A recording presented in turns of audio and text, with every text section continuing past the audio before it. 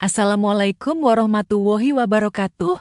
Selamat pagi, yang terhormat Ibu Dosen Novi Darmayanti dan teman-teman kelas 5 BITA. Saya di sini akan mempresentasikan tugas kami yang berjudul Tanggung Jawab Hukum Akuntan Publik.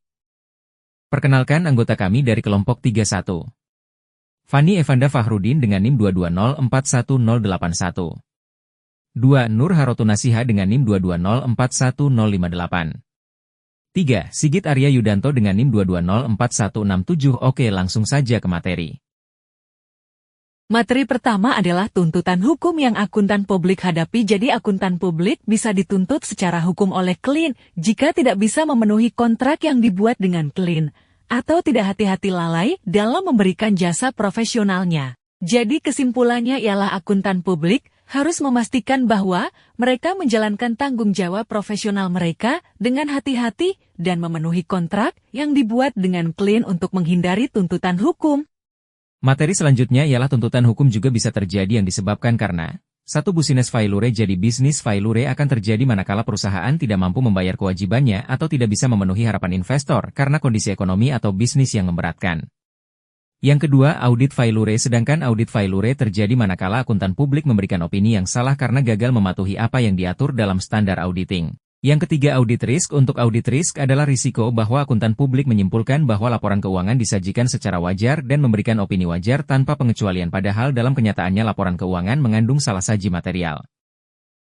Materi selanjutnya ialah jenis pelanggaran dapat dibedakan menjadi 4. Yang pertama, ordinary negligence. Ordinary negligence adalah kesalahan ringan, manusiawi, tidak disengaja, ini merupakan pelanggaran ringan. Yang kedua, gross negligence. Gross negligence adalah kesalahan agak berat, harusnya tidak terjadi jika auditor menerapkan due professional care. Yang ketiga, constructive fraud. Constructive fraud adalah pelanggaran berat, akuntan publik terlibat secara langsung atau tidak langsung membantu dalam fraud yang dilakukan manajemen. Yang keempat, fraud pelanggaran sangat berat, akuntan publik secara sadar terlibat bersama manajemen dalam melakukan fraud. Materi selanjutnya definisi akuntan publik.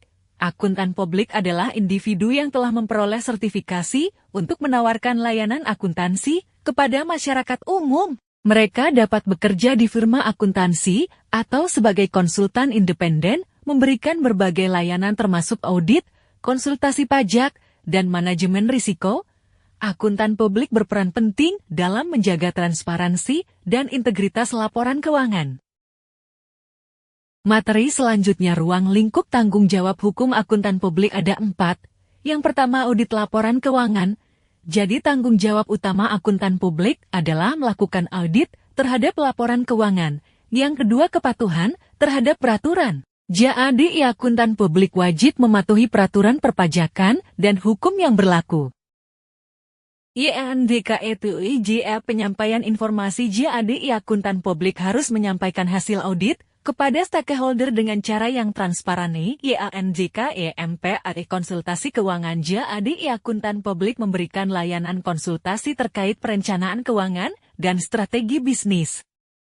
Jadi kesimpulan dari presentasi kami ialah secara keseluruhan, tanggung jawab hukum akuntan publik adalah komprehensif dan melibatkan berbagai aspek mulai dari kepatuhan terhadap standar profesional hingga perlindungan kepentingan publik. Kegagalan untuk memenuhi tanggung jawab ini tidak hanya berpotensi merugikan klien, tetapi juga dapat berdampak negatif pada reputasi profesi akuntansi secara keseluruhan.